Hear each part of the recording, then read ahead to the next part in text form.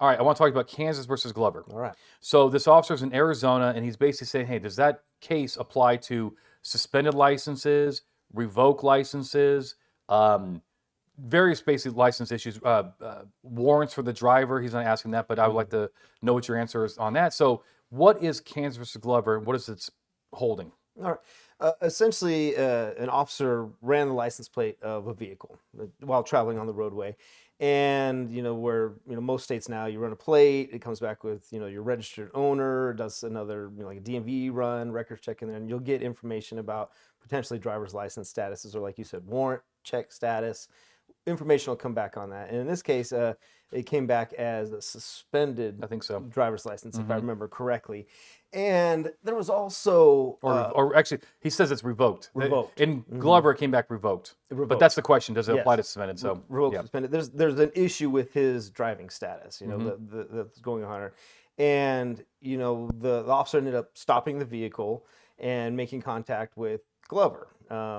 Was issues with the driver's license. And Glover ends up saying, well, hang on a second here, what gives you the right to do that? I mean, his argument's pretty good. He says, "Hey, look, you're telling me that you thought the driver, the registered owner of this vehicle, was suspended or revoked." I mean, revoked. Yeah, the person that's the name attached to the license plate is the one driving it here. That was kind of his argument. Like, and isn't it rational to believe that I'm not driving since I'm actually it'd be illegal for me to drive? Right. Yeah, that's what he said. Kind of his argument. Yeah, like, wait, it's not reasonable suspicion. Yeah, I'm a law-abiding citizen. I know I shouldn't be. So there's no Correct. reason. Somebody else must be driving my car. Yeah, somebody else to think of doing so. And the Supreme Court said, I don't know about that. I think it's more reasonable that you are the one driving your own vehicle, even though maybe you shouldn't be. Yeah, they said that statistically, 70% of people whose licenses get suspended, revoked, whatever, still drive. Right. But they also did put a caveat in there. If you're driving your car and it comes back and you can see that it's Anthony Bandiero, white male, 6 foot, whatever you are, 1 or 2. I can't see that high from where I live. And it appears the physical characteristics appear to be similar to you. Cool. But if you get that suspended driver's license and it's coming back to white female, 5'2", whatever it is, and you can see her, you can clearly see that that's not the person driving this car. Right. Then that changes the factors. You don't have that same reasonable suspicion, at least, that you're the one operating that car. So in your view, it does not matter whether it's a revoked status, a suspended status, right? No, there's an issue with your lawfully being able to operate that. Yeah, and the inference is the same. You're probably driving your car. Yeah. You're Unless probably you have something that says it's pretty clear it's not you. Now, one thing that sometimes comes up is the officers behind a vehicle, and do they have an obligation to get in front of that vehicle and look in the rearview mirror, look at the side? What if did it go wrong way? Right, I think the courts are just looking to be reasonable. Yeah, I mean, I guess if it was easy for you to somehow, but there's no obligation for that. At the end of the day, as long as you don't have that countervailing information, you can make the presumption that they're driving. Yeah. One more question. Okay, so you think it's Anthony's car? You got a description of this person, white male adult, blah blah blah. You go up to the car and it's a female, and it's clearly not me, right? Is that stop over, or can you demand a license? Or, in my opinion, I think we're done.